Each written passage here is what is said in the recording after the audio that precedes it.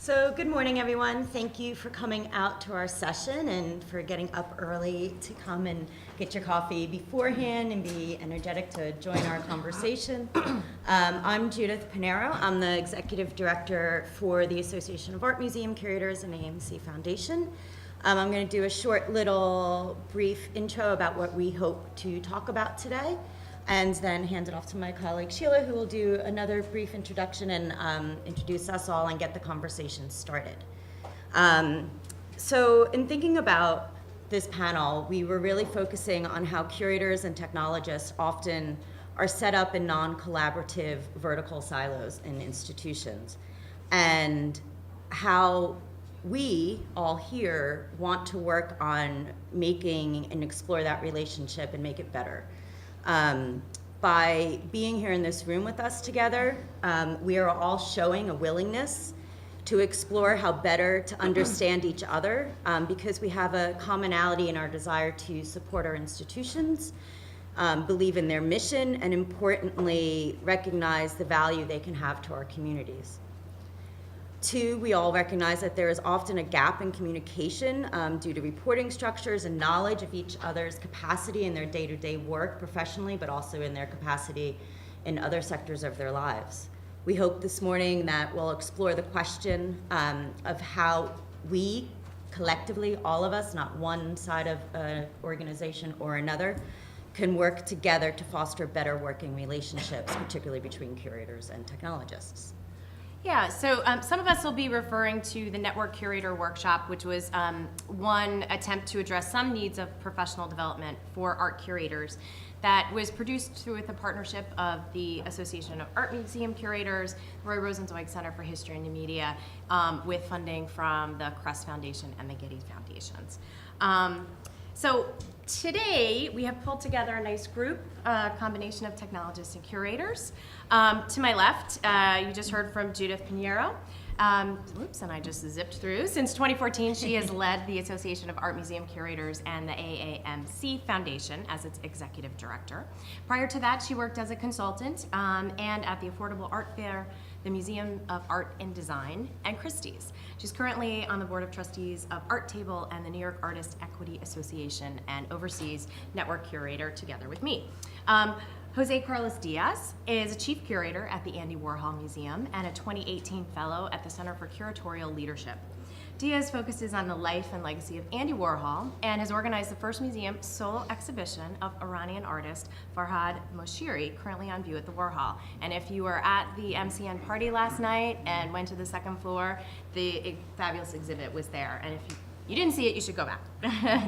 And prior to coming to the Warhol, he was a curator of exhibitions at the Bass Museum of Art in Miami Beach. At the end of the table, Koven Smith is the Director of Digital Adaptation at the Blanton Museum of Art at the University of Texas, and formerly of the Metropolitan Museum of Art, Denver Art Museum, and the Indianapolis Museum of Art, and also the founder of Drinking About Museums and key organizer of MCN Karaoke. Tonight from 8 to 12. Tonight, right. And over here, we have at the other end of the table, Sarah Hall, who has spent more than 20 years at the Frick here in Pittsburgh, as she is the head of the curatorial department, has been the head of the curatorial department since 2007. She was part of a team that developed the interactive technology at the Frick's Visitor Center that opened in 2014. And in an effort to stay current and help bring fresh ideas back to the workplace, she recently participated in the Network Curator Workshop with us. And to my right, Christina Nielsen, is the William and Leah Pourvu Curator of the Collection and Exhibition Program at the Isabella Stewart Gardner Museum in Boston, where she leads a cross-departmental team on initiatives that give different audiences greater access to the Gardner's extraordinary collections of fine art, rare books, and archival items. And then me, I'm Sheila Brennan. I've co-directed the Network Curator with Judith, and I serve as the Director of Strategic Initiatives and also the Acting Director of Public Projects at the Roy Rosenzweig Center for History and New Media. It's a very long title, and I've worked there since 2005.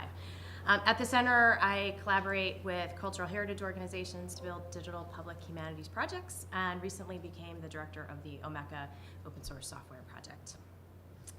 So I want to start out, now that you know who we are. Okay, now we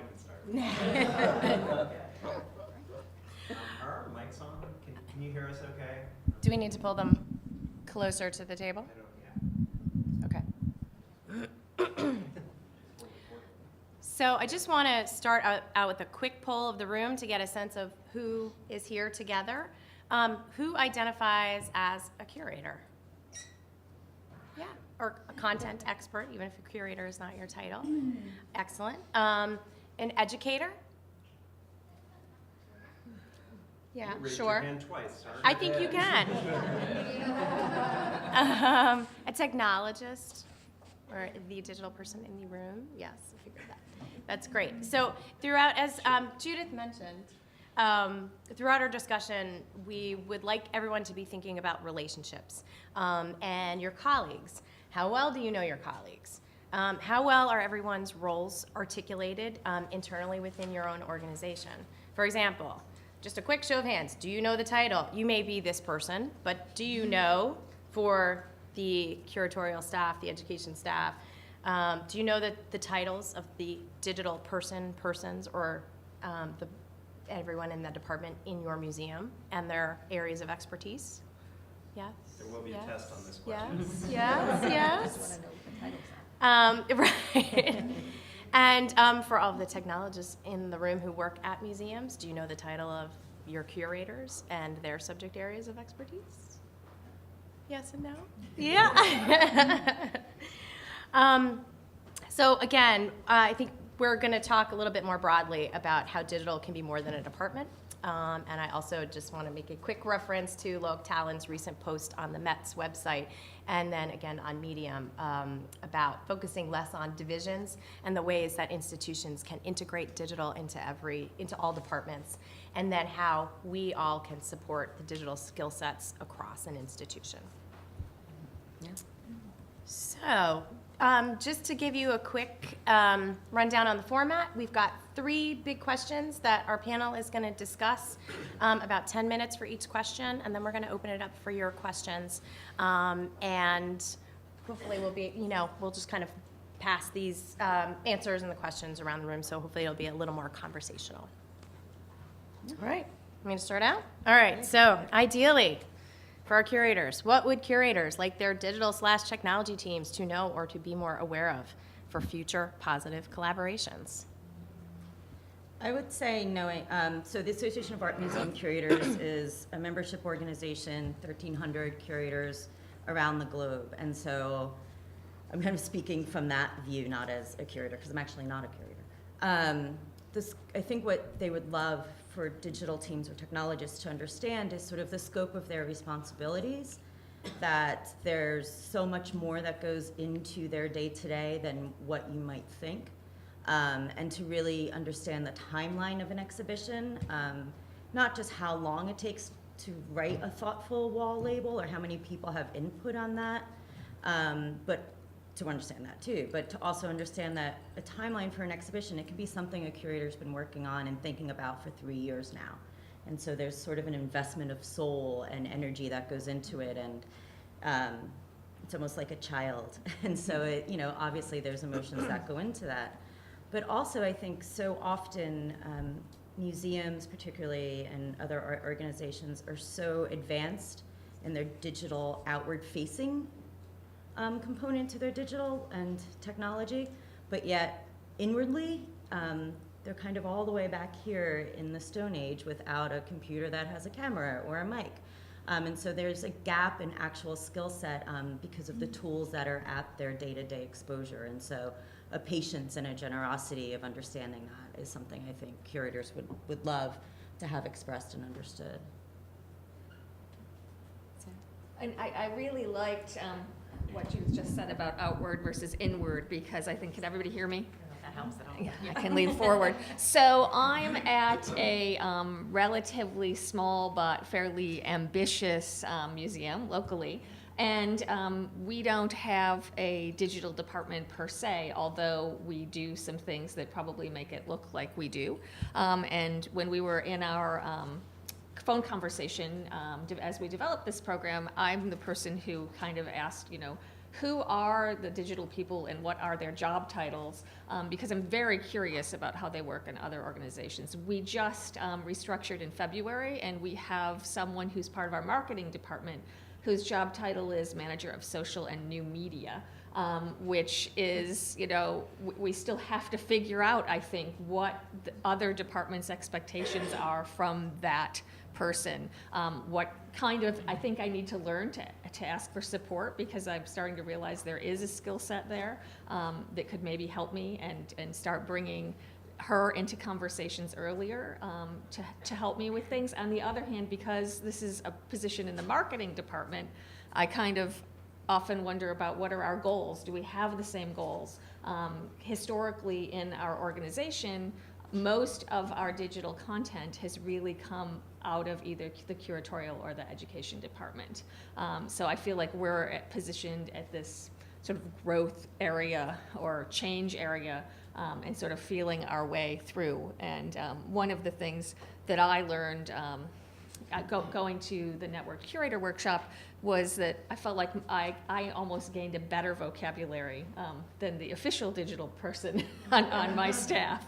And I shared, we had 3 days, and I think every participant wished it was longer than 3 days of really intense learning about resources. Vocabulary was a big part of it, resources to help me do my job, tools that I could use, ways of, sharing content, strategies, and I shared that all with, everyone who has any kind of digital role in our museum. But now I think the biggest thing for me is sort of the cart versus the horse thing. Let's all talk together and develop projects cross-departmentally that are going to be really strong, rather than have somebody come forward and say, oh, we have all these cool photos, let's do something with them. I think there's like a cart before the horse thing that tends to happen that I would like us to see not happen. So I'll be really specific, and then I'll let other people talk, which is the things that I want from our digital department is,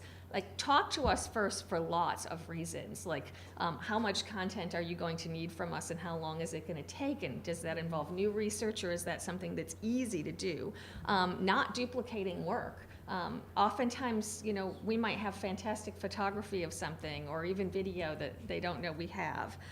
So really logistical issues and things like that. And also, maybe we have a better idea or a deeper idea if we get started talking earlier. And I think two ways, as I said. I think I can start talking earlier in the exhibition process with the other folks on staff who have these digital skills about what can we do. Something that I've learned, I'm the old dog trying to learn new tricks, I guess, after 20 years, which is, put digital in your planning really early. I know that many institutions, it's required. You don't develop an exhibition project at this point without a digital component. It's not required for us yet, but I'm thinking that way now. And then my little comic relief here. The other thing I would like our digital department to know is, like, don't post Duncan's bald spot on social media. Like, they take photos of my crew and they put things online and people freak out. It's like, I know, like, this person's sensitive about this and this person's sensitive about that. So let's just keep talking. So I'm sure I have a lot more I can say, but I'll let some other folks get in. Yeah, I think what Judith said about timeline is really important. I'm at the Andy Warhol Museum, but it's interesting because as a curator, and we have other curators as well, we're working on temporary exhibitions, which do take many years to plan and put on the schedule. But then, as you saw, if you've been to the museum last night, we have 6 other floors that have these ongoing rotations. And so, the collection is not as glamorous, or the collection's curator is not as glamorous as when you work in contemporary, for lots of reasons. For the biggest one for me would be budget. So I guess with my our manager of digital engagements, I had no idea what things cost, and so it's surprising when the Farhad Moshiri show I have up now, we found modest ways to put like some time lapse and some really robust content on the website, but I had never budgeted any sort of digital things because I didn't know what they cost. But at the same time, she doesn't know what the exhibition is about, my interns know more about the checklist or the content than the digital, the manager of digital engagement. And Well done. so yeah, that's the title of our person, because I had to also look it up. So I guess as a curator, I have realized that we are siloed off. We're sort of put to the side, and there's this relationship, and it's something we can't ignore anymore, because now I'm constantly approached with VR opportunities, and there's all these new initiatives for social media, for interactives, and we do have some interactives in our museum, but sometimes they become outdated and they need funding. And so I guess what I would like to do in the future is to include, and we've started to, and we'll talk about it, I guess, a little bit later, is including digital into the bigger conversation, into the creative conversations, because I often go to them just to talk about the nuts and bolts of what I want to do, and then I have no sense of their timeline. So just to jump in then too, as a curator, what would I want my director of digital or anyone else digitally engaged at the Gardner to know? But I want to start really by thanking Sheila and Judith for organizing this panel, and for all of you for coming, because I think what I realized in 2014 when I attended Museums in the Web for the first time was that I, as the curator in the room, was the enemy. And I think it's really, really useful to go to a conference where you're the enemy, because you get a very, very different perspective.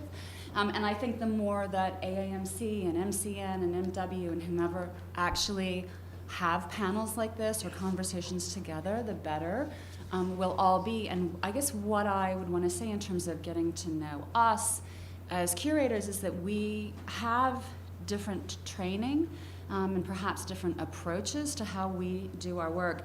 We also have a very different lexicon. Agile, open source, interactive, these sorts of things are not things I studied when I was doing my art history classes, but it doesn't mean that I'm the enemy, or that I'm here to say no, or that I'm going to take you down a completely different track. I think actually, we'll talk a bit more, I think, about institutional silos, because we on the curatorial track often report up the food chain to someone very different than the person to whom you report. And so I think more than just kind of individual relationship building, which is hugely important, we also have to be aware of the organizational hindrances or sometimes synergies that can exist, and then think about how we work within our organizational structures, more sort of at a very high level. And I'll be curious to hear what you want us to know about you. Thank you. Yeah, well, I think that's Koven. Why don't you start off in a response of, ideally what would you like, and as the head of a digital team. Permission to treat the table as hostile witnesses? Of course not. But, well, I'll start by saying that most of us in the digital field also didn't study Agile in our art history training either, or in my case, music composition training. We didn't learn that there, so it's all sort of on-the-job stuff. But I think the first thing I'd want to address a little bit is actually this idea of silos, which I think I started this conference by saying, you know what, silos are okay, actually. It's a sort of thing that we say all the time, but what I mean by that is, if you think of it not as a silo but as an incubator, there is a need to sometimes keep and develop ideas in your area for a while first, and that's true on on the sort of digital side of practice and on the curatorial side of practice. When you're first conceiving of an exhibition, that's probably not the right time to come to me and say, what do you think about a website for this? When you're just beginning to imagine what the show might even be. But I think the issue is trying to figure out and in many ways standardize what the sort of handoff looks like. Okay, this is no longer an idea that we're incubating, and it's a thing that we're doing, and we're going to do that together.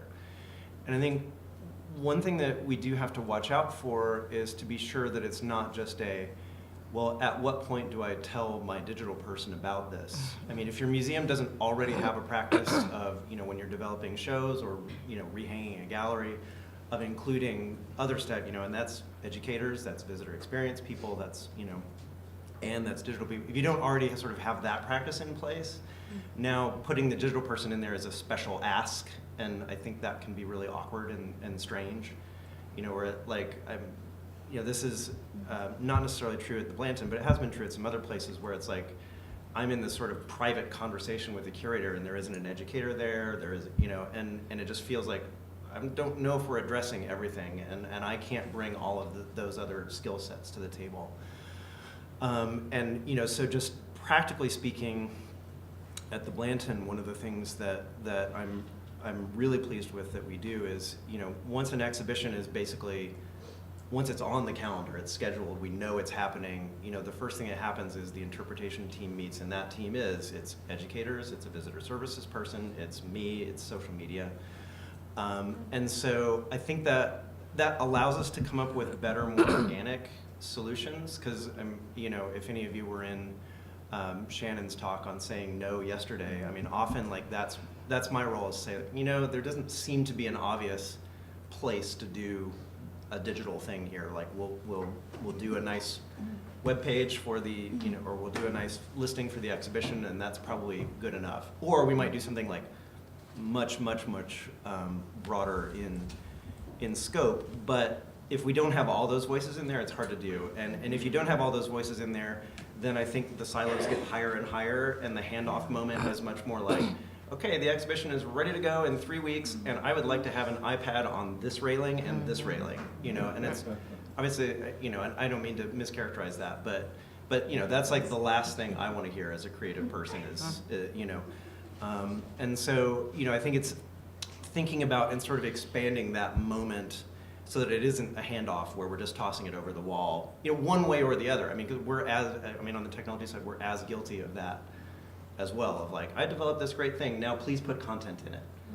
And, that's also not fair, and that happens a lot too. So I think it's something to be conscious of on both sides.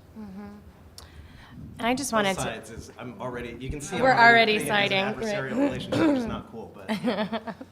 and I just wanted to add, because we work a lot with museums, that, and this has kind of come out here, of don't treat your colleagues like contractors in that same way of, oh, here's a drop, I need this thing in, even though we've known about this project for 2 years on either side, of what Koven was just describing, and also bring a mutual respect to everyone in the room and their expertise.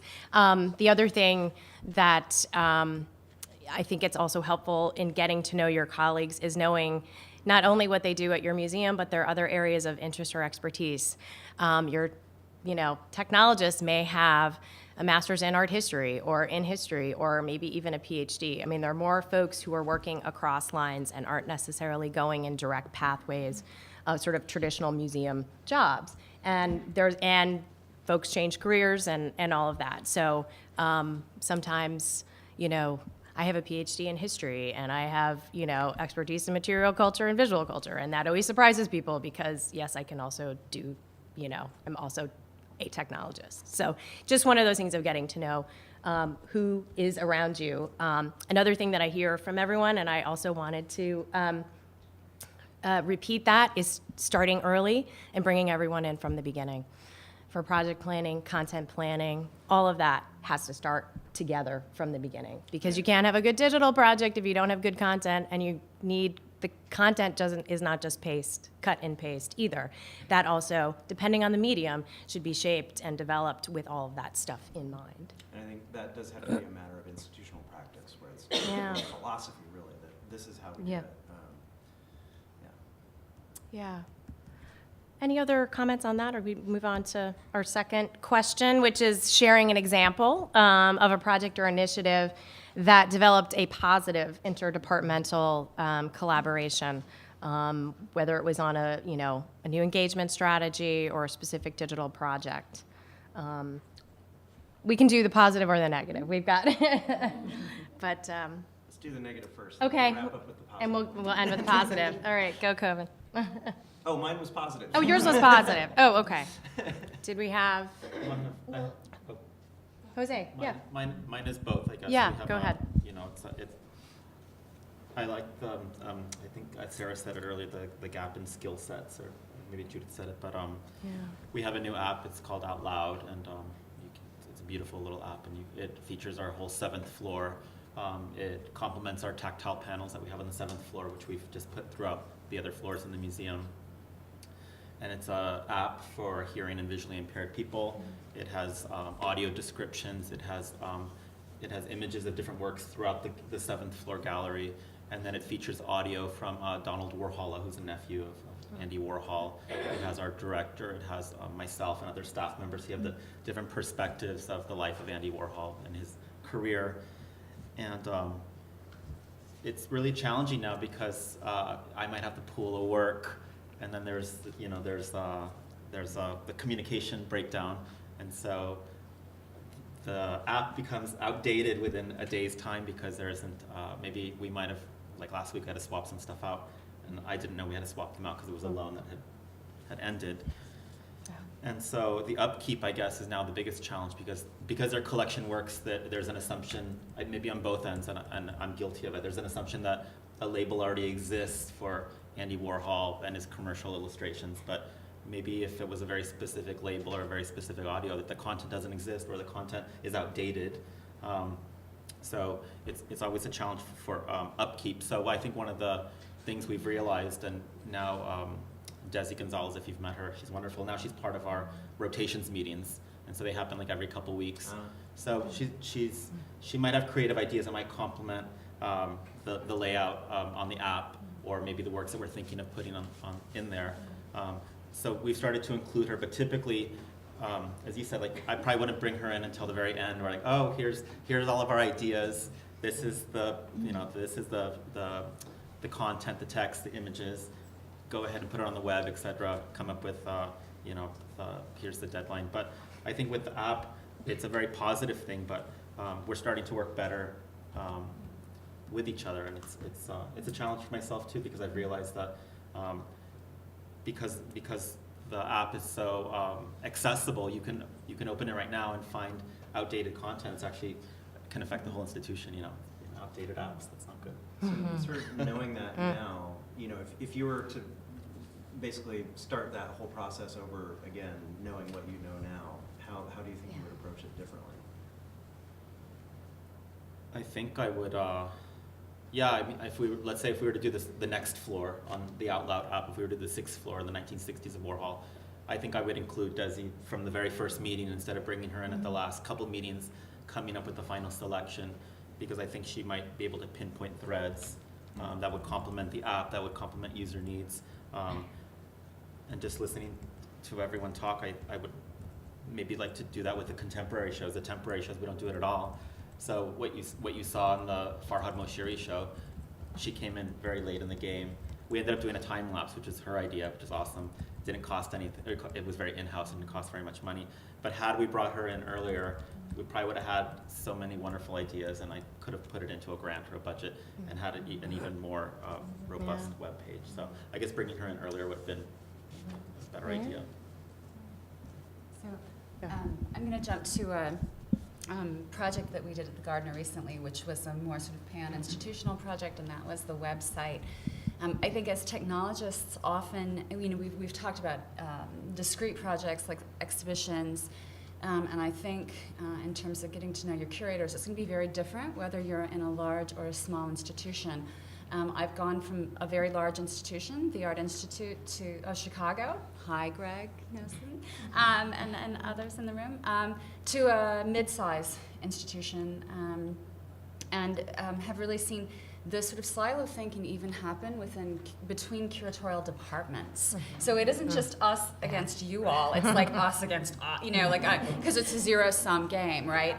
But what's been really interesting for me lately, going from large to medium, and then working with Carolyn, your president, on our new website, I learned an awful lot of things, but what that project did, and again, as technologists, you not only work on discrete projects like exhibitions, but you will work on projects like websites, or whole sort of permanent collection project, interpretation projects, where from the beginning you have to bring together stakeholders from across the institution.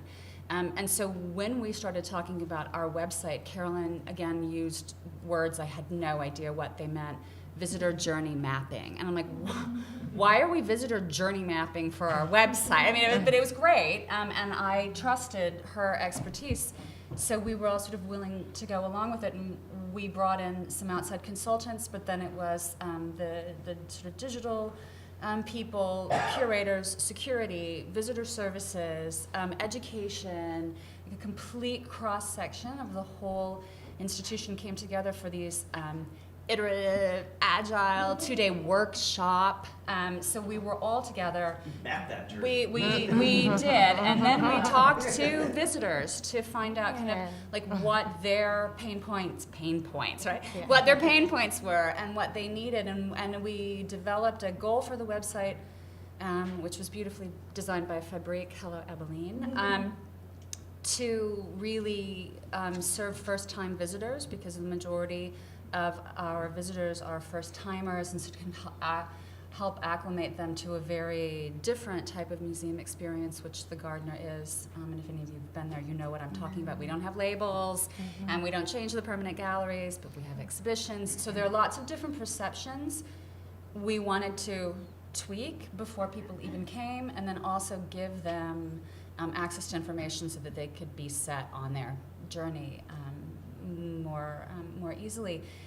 But having all of the different voices together at the beginning for a project with very high stakes meant, yes, that there was creative abrasion in the room. Everybody brought their perspectives, and I think you do need a certain amount, right, of healthy tension to produce, and multiple voices and perspectives to produce, in the end, really good outputs. And then you need to have someone like Carolyn or a dedicated kind of leader take all of those viewpoints and really align them towards a goal. And so coming back to thinking about, like, as a curator, what would I like to do in dialogue with technologists is to have these conversations where we talk about the different sort of sides we're on or perspectives we come from, but then to remember that we are all working towards the same goals, right? Whether they're institutional goals or even our own individual kind of professional development goals. Those things don't have to be mutually exclusive. So the visitor journey map was a way for me to step out of my sort of role and actually then think about what visitors would want from a website and what kind of content I and others would produce in order to give people kind of a better project and greater access to our collection and our platform. So for me, it was a wonderful learning experience and something that I think I will take into every other project that I do. Sarah? I can give a sort of really a great experience, I think, that's still, bearing fruit, and then maybe one that, the jury is still out on, I guess is what I would say. So our new visitor center opened in 2014, and this was the kind of process more like what Christina was just talking about, where we started out with a team from education, curatorial, and visitor services. We didn't have anybody who had anything digital or new media in their job title then. And we did a lot of surveying and a lot of talking about what did visitors need in terms of orientation. And if you've ever been to our site, it's almost 6 acres with a lot of different buildings. And if you get out of your car in the parking lot, you still maybe don't know quite where to go, although we've tried to make a much more obvious path to a visitor center. So there was a lot of conversations, and our education team, bought the idea of learning styles and different approaches for different types of people and different approaches that would be more social and more sort of focused and individual. And so we created, sort of 4 prongs of media at our visitor center, where we have an interactive map that will give you walking times from building to building. We have iPads that are kind of like, e-reader magazines with social history stories and a timeline on there related to the Frick family or Pittsburgh or the U.S., where you can sort of one-on-one learn deeply. We have a touch table that's more social, and it's intended for 6 to 8 people to sort of use and play with together. So we came up, and it was really a lot of different people from different departments with really good, strong content. And what I've learned since then, since it's been open for 3 years, is how when you have good content like that, it can keep working for you. So the touch table became, the objects that we developed for the touch table became the first objects that we allowed to go out onto our, the public part of our database, which we're still developing. And then those, sections of those objects actually became part of our Google Cultural Institute exhibitions, which is actually all our work with Google Cultural Institute comes out of our registrar's office. She's one of our strongest digitally skilled people on site, who does all our database and image work, and she does all of that work creating online exhibitions. So there's been all of these ways that the work we did that was pretty intensive for the Visitor Center has been able to move down into other projects. And the same experience we had, similar but smaller, was with an NEA grant for conservation, where we developed a complementary website, and then we realized that we could use portions of that website. Actually, I was the kind of person who didn't like the idea of sticking an iPad next to a work of art. I wanted people to interact with that work of art. But we created this wonderful video with me and the conservator and the tapestry, and actually I just get joy every time I see someone actually watching that video and then walking over to the tapestry to like have a better experience of that piece of art. So that's all been really great, and I think speaks to the need for conversation, collaboration, and developing your content well. We do have a new app, and it would be interesting if anybody gets out to the Frick while you're in town. We're a little bit east of the city. It is a landscape app that is location sensitive and is meant to help people both with wayfinding and with getting sort of the historic layers of our site. It is, from my perspective, something that kind of was created backwards. It was created not by conversations and discussions of visitor need, but it was created out of we have cool photographs from circa 1900. How can we make them pop up for people on their phones when they're standing in the same place? But as we went forward, it's like, well, we actually don't have a lot of those where you could go to the same exact place. And when it worked backwards and our marketing and technology people came to us with all these photos, we're like, well, that's not here. That's in Boston. That's on the North Shore. That's their summer home. So there was a lot of, from the content perspective, we had a lot of work to do to try to make this idea and this structure that was already conceived into something. And I don't know how successful it is. It's new. You can download the app now, but I think it's more effective probably if you're on the site. But I will tell you, I find it confusing. There's almost too much there. There's a map of the trees, there's historic plat maps, there's these sort of layered photo experiences, there's voice actors. It wanted to do a lot. So I will be really interested to see how it moves forward, and if we can refine it, improve it, and get the content into a way that really does serve the visitor better. So the jury is out. And I hope I don't sound I'm trying to be open-minded. Yeah. If I find it confusing, what are other people going to think? Well, and I mean, that's a great point. And I mean, I think that's an important point for us as technologists to understand, because I think we too often discount that response. Like, we're so excited. We've been living with the platform for a long time. We know how it works. You just don't get it, Grandpa. Like that is, and so, I mean, it's like if your curator who knows the subject matter better than anybody else is having a hard time navigating it, everybody's going to have a hard time navigating it. But I think we as technologists have a hard time, this is our precious baby, and we're, and so I think that is something that we, as a field, do need to get much, much better at. We need to listen to those mean tweets, folks. But so, yeah, I'll share an example that we've been working on at the Blanton Museum of Art, which is a new mobile app that's technically in the App Store but doesn't really launch publicly for a couple weeks, which it'll launch publicly with a new exhibition. The app is called Ephemera, and the way Ephemera works, it was designed to work primarily with our permanent collection that we're now using it for temporary exhibitions, but it is location-based, and what it's designed to do is as you walk around the galleries with the app on, as you walk into certain galleries, you'll get pinged with interesting messages about the space you're in. And so the gallery may, or the message may be sarcastic, it may be sort of confusing, it may be informative, it may be funny, it may, you know, point out details that you might not have noticed in the works in the gallery, but really what it's designed to do is encourage you to actually stay a little bit longer in the space. You know, that even if the message is confusing, the job that it's doing is getting you to be like, what? And so now you've stayed in the space for a little longer and you're trying to think, what could that possibly mean, that strange message that I got? But it's randomized, so that means that every time you visit the museum, you get an entirely different sequence of messages in entirely different galleries, you know. And so each gallery has a minimum of 10 possible messages that you might get, and in some cases we have 50 or more messages that you may get.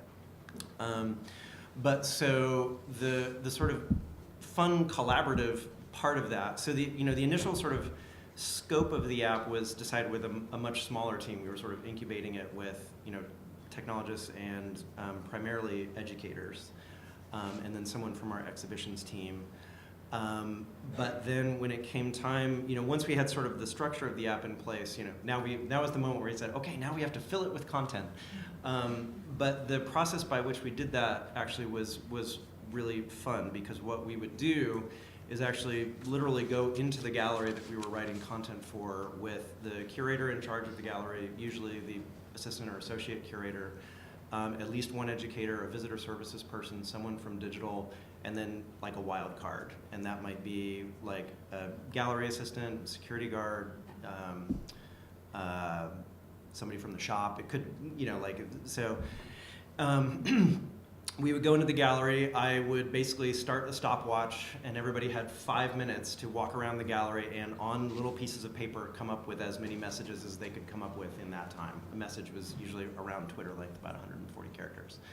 After 5 minutes, we would all come back together, and all of us would read the messages out loud to each other and basically say, yeah, that's good, maybe not that one, or hey, that's cool, but maybe we could phrase that another way that would work better with the app. And what was interesting was that it made because the app is pretty weird, but the process of developing content for it made it more comprehensible for all of the staff who participated in it. So they're better advocates for it, but two, they're also invested in it. Like I remember when we were demonstrating the app for our board at a board meeting, and one message came up, and my curator of Latin American art in the gallery was like, oh, I wrote that one. You know. But it was also interesting because it did, like, that sort of editorial process allowed us to figure out what the voice of the app was together. That wasn't me saying it's going to be this and it's going to have this tone. It was, you know, us saying, okay, like this sort of funny combination of, you know, educational prompts with curatorial knowledge, with sort of my sarcasm, sort of like, you know, we found that sweet spot. But also, it was interesting because I think all of us brought such different kinds of knowledge to the table, you know, that we had moments of curators saying, oh, you know, I'd never noticed that there's that thing in there, or I'd never noticed that actually there's a theme that connects all these that was not here. And obviously, I mean, that happened more often the other way, where, you know, we would say like, oh, I didn't know until you said that, curator, that this is a case here. So, you know, as I said, this has not really gone in front of the public yet. So, you know, as to whether this process produced something that the public is going to really like, that still remains to be seen. But I would say, I mean, the process itself was a lot of fun, and certainly more collaborative from the sort of content generation point of view than others. And now that Michael Nielt is here from the Art Institute of Chicago, I might ask him in a moment to talk about a little, after he's put his bag down, a process that we talked about this morning that they worked on. at the Art Institute. But Yeah, great. And I just want to insert one tiny little nugget here about the importance of audience research before user testing, iterating, during process, and also that's everybody's responsibility. Okay. Oh, I'm sorry, Sheila. yes. And there was, I don't mean to dominate. No, okay. And Blair Moskowitz actually asked a really good question. Oh, which great. is, she said, not being discussed is when to add the vendor into the mix. And that's sort of, we're talking about a very clean process where all the development is done in-house. More often than not, certainly at medium-sized museums, smaller museums, Yeah. you're going to almost always have a vendor in there. You know, I don't have a great answer to Yeah. that question, but I would it's- say it's a still in the really- beginning. I mean, we're sort of in that category of partner vendor, you know, the Center for History and Media, and the earlier the better. I would say it's a pretty similar process and maybe even more important for a smaller organization. I think that's a question I'd like to put out to the room Yeah. when we get into question and answer to see if anybody has sort of good approaches to that situation. Because it's sort of, I mean, because if you're at a point where, okay, we can't really allocate money to a vendor until we decide what the thing is, Right. you know, that gets complicated. Sure. I just want to get to one more question about professional development strategies and then turn it over. Yeah. Is that, okay. I know, we're sort of running. We're, hear from you. we do. So just quickly, some, you know, and So I Judith think, can speak to what this. Christina mentioned about collaboration across organizations isn't just particular to your own institution across departments. It's up to organizations that offer professional development, like AAMC, like MCN, to foster these relationships, to sort of lead by example. And one thing that has been critical to me since I took this role was sort of to, and actually coming from the other side of the museum, from curatorial, is we all should be happy and working together and positive, and to stop sort of this adversarial relationship. And so making sure when we have webinars, when we have conferences, that we're bringing other voices to the table, recognizing that there's value and expertise in others. And so in terms of at least digital, it's not, we don't just do one thing. We're not just here doing one panel. We did a webinar actually with Christina and Carolyn on digital for our members. We have continued to have these dialogues. We're having a session at our conference in May.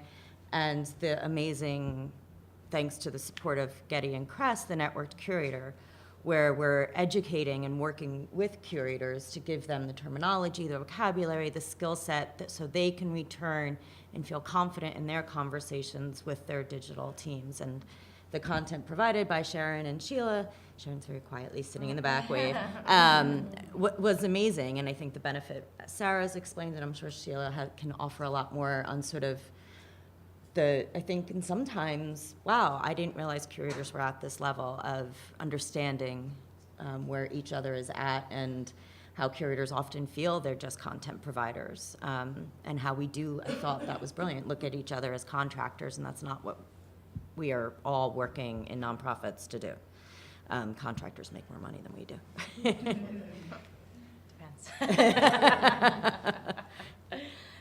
Yeah, I just wanted to really briefly just mention that the idea also of behind the Network Curator and also some of the Doing Digital Humanities workshops that Sharon and I have put together that are tailored to sort of the mid-career professional who sees themselves as a digital novice.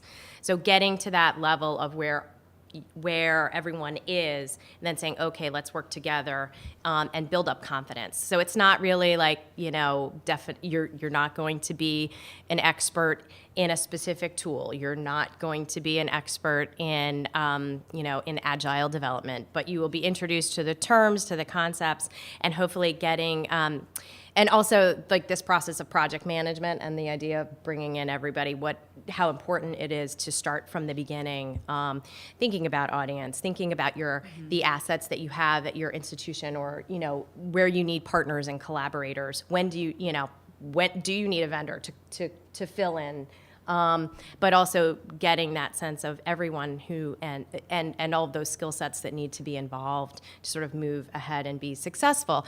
And also, willing to take risks, willing to fail. So in a lot of ways, it's really a confidence building set of 3 days. It's pretty intensive, and there's, a little bit of building, but also a willingness to experiment. The other thing is, test something out. If you're asking, say, oh, I want to do this thing, hey, digital department, take, a couple of hours. I know we all have busy days, but to play around with something, a free version of something that may be available, whether it's, things like that, to sort of play around with a variety of digital tools and concepts, sketching things out. So anyway, it's an intensive few days, but the idea is really to just sort of bring everybody together, sort of, pull everybody up a little bit, and then also, if there are specific areas where an individual wants to get an additional training or has a real interest, then hopefully they feel more confident to do so.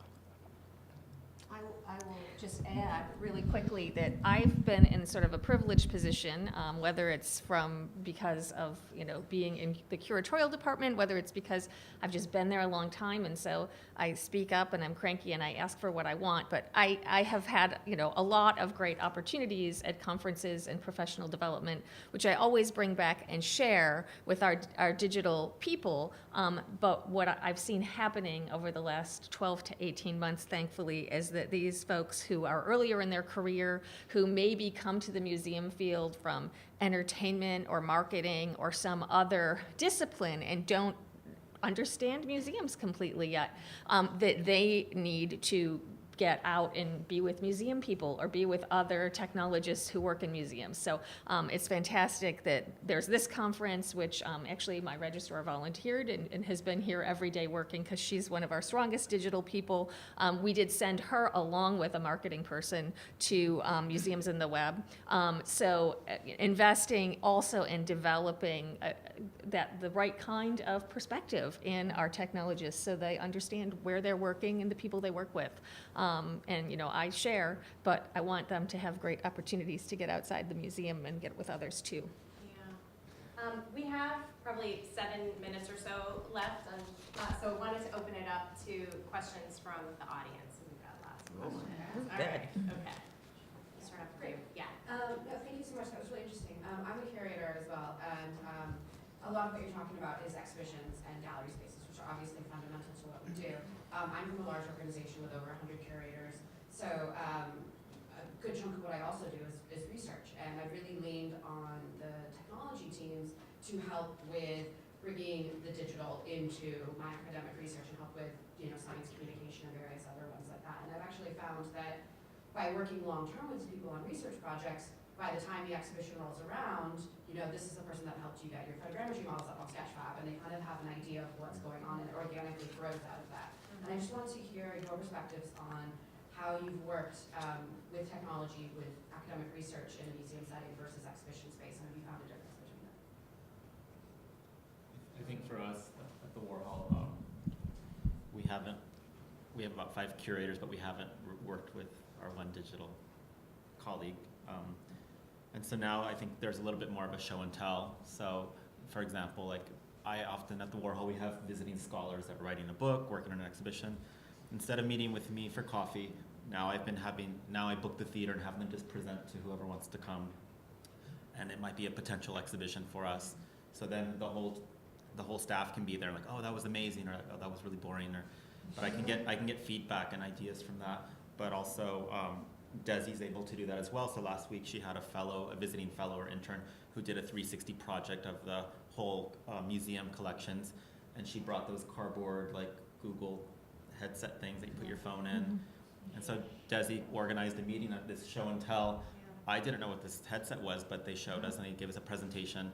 It basically is an option for us in the future if we want to put content on it. And I think it's just a really good way to get those relationships happening, because at least for the Warhol Museum, there's other academics already doing research, so it's great if we can partner and collaborate, especially if we can do it through digital methods or through exhibition building. But I don't have the solution, but I think we're trying to work better with our colleagues, especially well in advance. I think too, it's almost a luxury of an issue. So many small museums don't have that capacity to offer that kind of research. And so at least you're very fortunate in that sense that you have that ability and you have a digital team that's interested in that. And I would love to see that fostered throughout museums, but I think it's a big museum issue for more than some of the smaller museums out there, sadly. Richard, Emily. Maybe this is a little bit of a follow-up question is I'm sort of curious about how to engage with my curators around how digital is changing their scholarship. So maybe it's a little bit what Judith was saying about, in some ways, some of your practice is still not engaged with digital. And I don't know, thank you all for coming here. Is there a place where we should be going to Yeah, I was listen gonna to ask these that question conversations? too, Like, is there a actually. place where curators are reflecting on their practice and what digital means for scholarship and research and how you do what you do? What conference should we go to, Judith? Yeah. We have a lot of online webinars and resources. We have an archive of all of the webinars we've done, all of our conference sessions. Almost all of them are free and accessible. So on our website, our resource page has an extensive archive that you can look at and respond to. You can even watch the digital session that Carolyn and Christina did with us. It was great. And so that's available for access and conversation. And we also do regional programming where you can come out and hear what curators are thinking and doing on various topics, everything from art and social justice to career paths. And your conference, which is really helpful. Yes, our conference, we have an annual conference that is member-based. And so it's a sort of a member conference.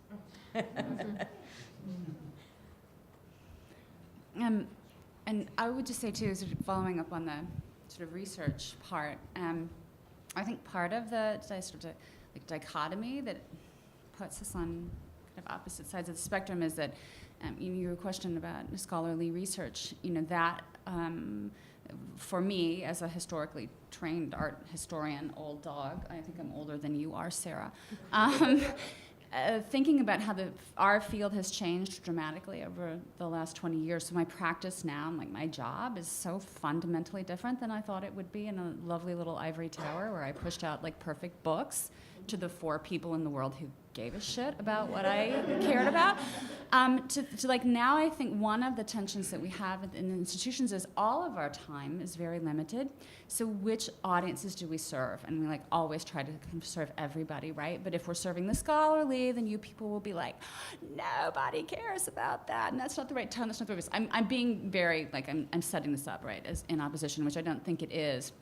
But one of the things I think we need to continue to think about is how do we put information out at different levels that will serve, because that we have these collections which some people want to dive very deeply into, and other people want to just kind of skim the surface and have a great social experience, at our museums.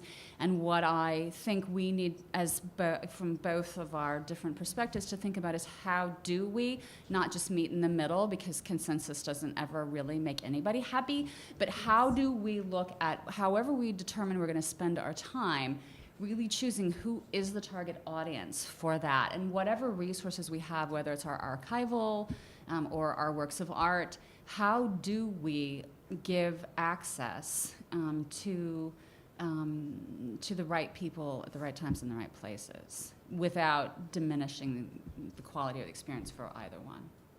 I had one question for Well, and just to follow up again on the research question, with 1 minute to go, is, I do think we have, both digital folks and curators, we still have a certain sort of production and publication mindset that makes sort of us working with curators directly on sort of facilitating raw research very difficult, and so, I just think of past projects where I've been, felt a little burned because it felt like the driving design question behind the application was, well, how do I make sure nobody sees this except me, and so I don't say that to be harsh. That's a totally legitimate question, But, you know, in the sense of like, well, how do we capture raw research that's useful, but also sort of only viewable by like the right parties? It's a very difficult and very thorny question. And something, actually, we've potentially got a big project coming up at the university that may get into some of that. And I'm sort of answering, you're looking at me like, what? So, but anyway, so, you know, but I think it is something that we have to work through, because it's like, that concept is just not one that lives very naturally, I think, with any of us. The idea of like, let's just put raw research down here and maybe it'll be useful for someone else later, or even for me later. But how do we capture that, and what's the format, and how do we make sure that like it doesn't make it out into the world as truth or whatever? Sorry.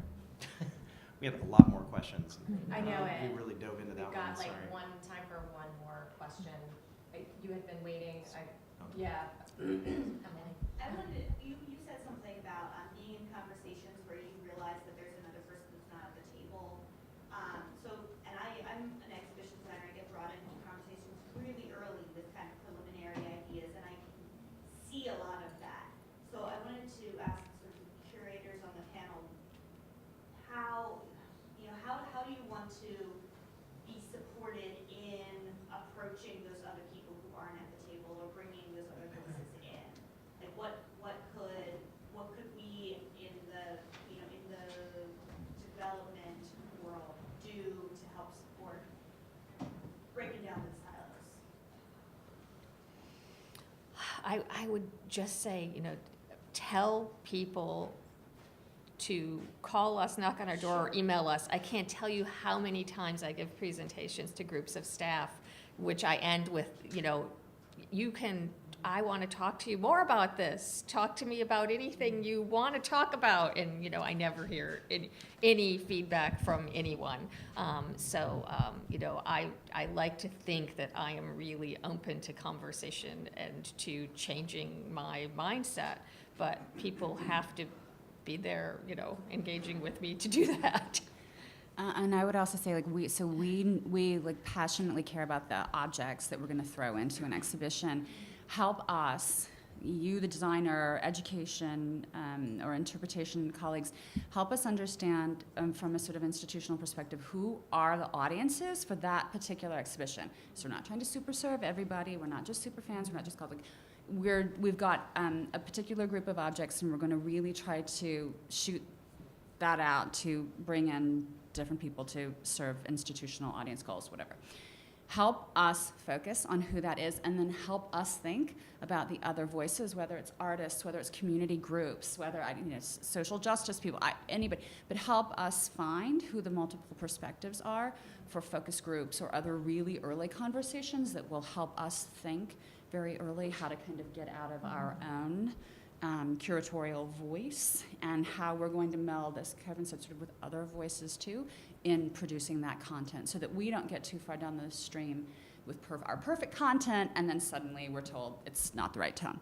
So help us find those people that we should talk to really early on. I think sometimes as a practical matter, I often will just have to say, we really shouldn't be having this meeting without so-and-so.